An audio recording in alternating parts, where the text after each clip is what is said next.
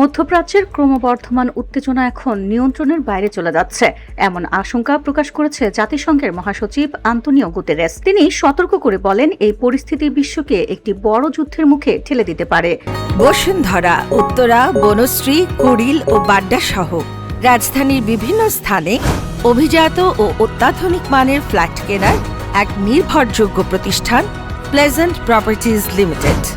আল জাজিরার এক প্রতিবেদনে জানানো হয়, জাতিসংঘ সদর দপ্তরে এক সংবাদ সম্মেলনে গুতেরেস বলেন, ইরানকে ঘিরে চলমান সংঘাত এখন বৈশ্বিক অস্থিতিশীলতা, মানবিক বিপর্যয় এবং অর্থনৈতিক সংকটকে আরও গভীর করছে।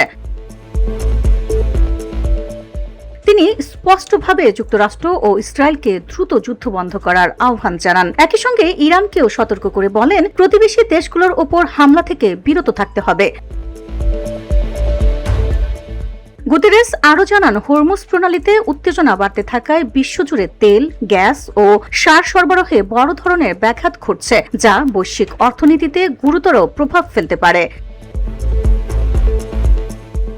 লেবাননের পরিস্থিতি নিয়ে গভীর উদ্বেগ প্রকাশ করে তিনি বলেন, সেখানে সামরিক অভিযান বন্ধ জরুরি। পরিস্থিতি মোকাবেলায় কূটনৈতিক উদ্যোগ জোরদার করতে জাতিসংঘ ইতোমধ্যে একজন বিশেষ দূত নিয়োগ দিয়েছে।